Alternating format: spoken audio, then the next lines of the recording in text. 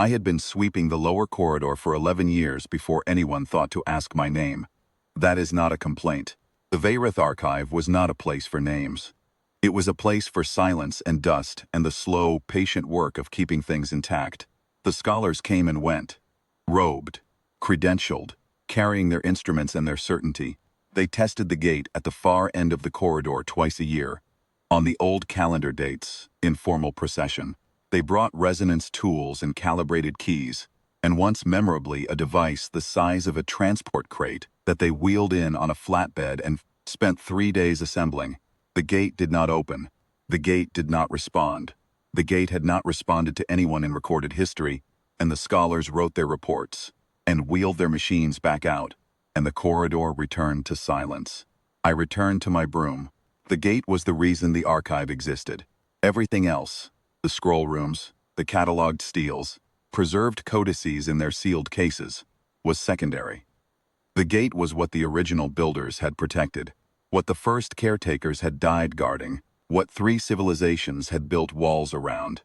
It stood at the end of my corridor, a smooth slab of pale gray stone, twice the height of any door I had ever seen, edged in a dark metal that caught no reflection, no seam, no handle, no inscription visible to the eye, though the scholars said, instruments detected markings too fine to see without enhancement. I dusted the frame every morning. That was my job. The scholars never dusted the frame. They tested the surface and logged their findings. Nobody wiped the fine gray powder that settled overnight from the ventilation system. I did that. I had done it since the first week I was assigned here, when my supervisor showed me the corridor and said, "Keep it clean," and left. I did not think about what the gate was. I thought about the reach of my cloth and the specific way the dark metal edging held particles in its micro texture and how a slow circular pass cleared it better than a straight wipe. I thought about whether the light panels needed reporting, thought about my lunch. On the morning the gate spoke, I was doing what I always did. I had finished the frame and moved to the face of the stone itself, just the lower meter, where hands sometimes touched when the scholars ran their tests. They were not careful about that. Handprints needed addressing. I was working through a set of prints near the lower left, cloth folded to a clean face, when the surface changed. I did not hear it first. I felt it. A vibration so low it was more pressure than sound, moving up through the floor into my feet, into my knees, into the hand pressed flat against the cloth against the stone. I went still. The vibration did not stop. It deepened.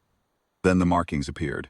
They came from inside the stone, not carved, not lit from behind, but rising the way heat rises from pavement, as though they had always been there, and were only now choosing to be visible.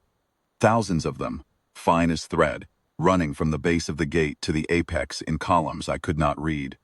The dark metal edging began to emit the faintest pale light, the color of overcast sky even and cold and very calm. I did not step back. I do not know why I should have stepped back. Instead, I stood there with my cloth in my hand and watched the gate wake up. The sound came next, a single tone, deep and resonant, the kind of sound that does not echo because it has nowhere to go but through you. The markings shifted. Not randomly. They moved with the deliberateness of language, of something being composed rather than displayed. And I understood none of it, and I was not afraid, which surprised me later when I had time to think about it. I was only very still and very present, the way you go still in the middle of work when something requires your full attention. The tone resolved. The marking settled, and the gate spoke. Not in a language I knew. Not in any language the archive's records contained, as I later learned. 'Cause what it used was older than the archive. Older than the civilization that built the archive to protect it. Older than the world that civilization had inherited. But the meaning arrived regardless. The way meaning sometimes arrives before the words do. The way you understand a thing in your body before your mind has assembled the sentence. It said, "Keeper of the first door." That was all. 2 seconds of sound, maybe 3. Then the tone faded and the markings dimmed and the gate was stone again. Silent, smooth, unchanged. Except that now, in the exact center of its face, a seam had appeared, hairline thin, running from the floor to the top of the arch. The beginning of an opening that had not existed for as long as anyone had kept Rexer. I stood there for a long time. The scholars found me when they arrived for the morning session.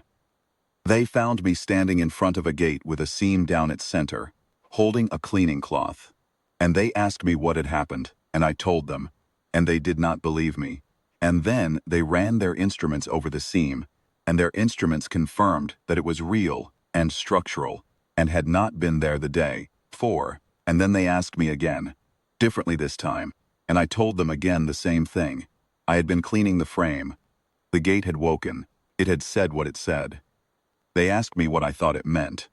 I thought about 11 years of mornings, the specific patience required to care for something that never acknowledged you, to keep a thing intact simply because it was worth keeping, without praise and without proof that it mattered. The scholars with their instruments and their formal processions and their reports. My cloth, folded to a clean face before each pass. I told them I didn't know. But standing there in the pale light of the corridor, with the seam still visible in the stone, and the echo of that tone still somewhere in my chest, I thought I had some idea. The gate had been waiting for someone who tended it, not someone who tested it, not someone who demanded it, not someone who arrived with credentials and the authority of 3 civilizations. Someone who showed up every morning and kept it clean, folded my cloth and tucked it into my apron pocket. There was still work to do,